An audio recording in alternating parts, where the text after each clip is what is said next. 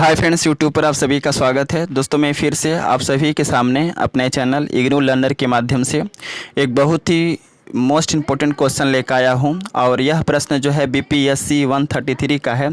और यह एक ऐसा प्रश्न है जो कि एग्ज़ाम के लिए काफ़ी ज़्यादा इम्पोर्टेंट है। और ऐसा इसलिए क्योंकि अब तक जितने भी प्रीवियस ईयर में इस सब्जेक्ट की परीक्षाएं हुई हैं, उन सभी परीक्षाओं में जो है यह प्रश्न आ चुका है। और इस बार भी एग्ज़ाम में इस प्रश्न के आने की संभावनाएं काफ़ी ज़्यादा है। सो आप सभी से हम्बल रिक्वेस्ट है कि आप एग्ज़ाम में जाने से पहले इस प्रश्न का आंसर आप ज़रूर पढ़ के जाइए। ओके, सो स्टार्ट करते हैं। और स्टार्ट करने से पहले आपसे एक रिक्वेस्ट है कि अगर आपने अभी तक मेरे चैनल को सब्सक्राइब नहीं किया है तो आप इस चैनल को सब्सक्राइब कर लीजिए, क्योंकि इस चैनल पर आपको अपने सब्जेक्ट के सबसे इम्पोर्टेंट क्वेश्चन जो होता है सबसे पहले वीडियो के माध्यम से प्रोवाइड की जाती है। और साथ ही साथ जो क्वेश्चन आंसर का जो पीडीएफ होता है आपको टेलीग्राम चैनल पर मिलती है। तो बेहतर ये होगा कि आप इस चैनल से जुड़े, क्योंकि इन फ्यूचर जो है काफ़ी ज़्यादा हेल्प मिलने वाला है। सो स्टार्ट करते हैं और प्रश्न की ओर बढ़ते हैं और जानते हैं कि कौन सा प्रश्न जो कि एग्ज़ाम के लिए काफ़ी ज़्यादा इंपॉर्टेंट है। तो प्रश्न एग्ज़ाम में आता है कि एकात्मक शासन व्यवस्था क्या है, इसकी विशेषताओं का विस्तृत वर्णन कीजिए। तो सबसे पहले हम जानेंगे कि आखिरकार एकात्मक शासन व्यवस्था क्या होता है। तो आपको हेडिंग देना है और हेडिंग के तौर पर लिखना है एकात्मक शासन व्यवस्था। इसके अंतर्गत आपको लिखना है कि एकात्मक शासन व्यवस्था एक ऐसी शासन व्यवस्था है जिसमें शासन की सारी शक्तियां केंद्रीय सरकार के पास रहती है। समझ गए? एकात्मक शासन व्यवस्था में शासन की सारी शक्तियां जो होती हैं केंद्रीय सरकार के पास रहती है। दूसरे शब्दों में हम कह सकते हैं कि इस तरह के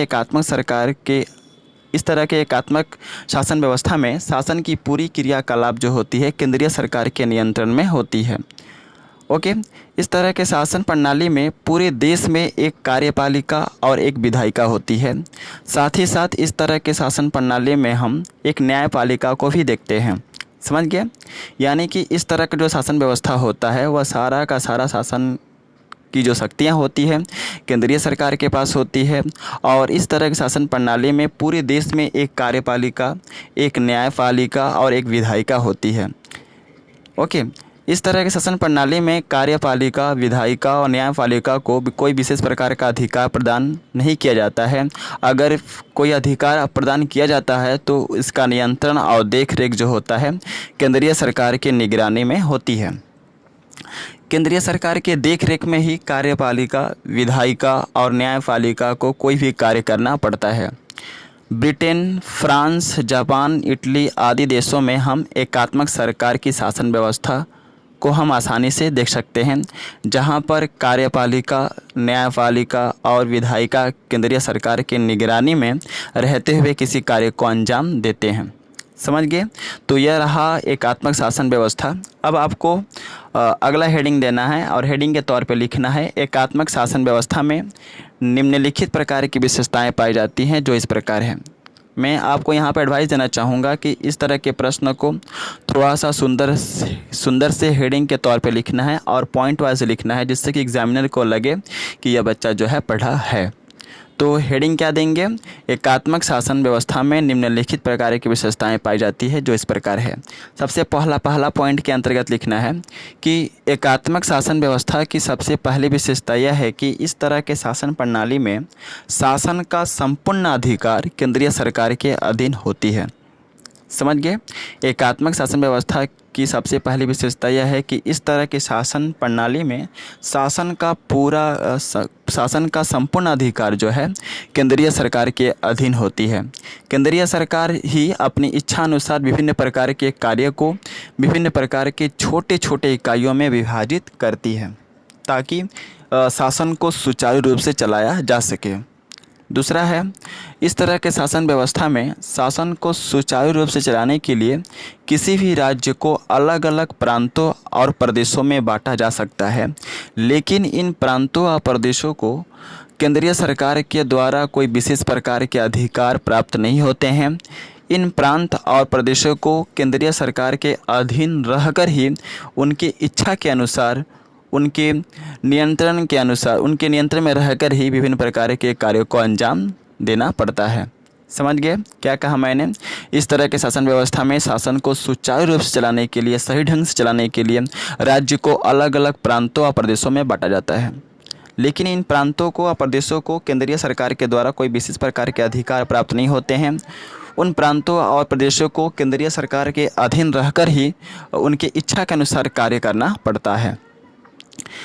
थर्ड नंबर पॉइंट के अंतर्गत आपको लिखना है कि एकात्मक शासन व्यवस्था का सबसे प्रमुख विशेषता यह है कि इस तरह के शासन की सुविधा के लिए राज्यों को अलग अलग भागों में बांटा जाता है। यानी कि इस तरह की शासन व्यवस्था में सुविधा हो, इसलिए राज्यों को अलग अलग भागों में बांटा जाता है और उन सभी प्रांतों का अस्तित्व जो होता है केंद्रीय सरकार की इच्छा पर ही कायम रहता है। यानी कि जब हम इस तरह के शासन व्यवस्था को सही ढंग से चलाने के लिए अलग अलग प्रांतों को क्या करते हैं, बांट देते हैं ताकि शासन को अच्छे तरीके से चलाया जा सके।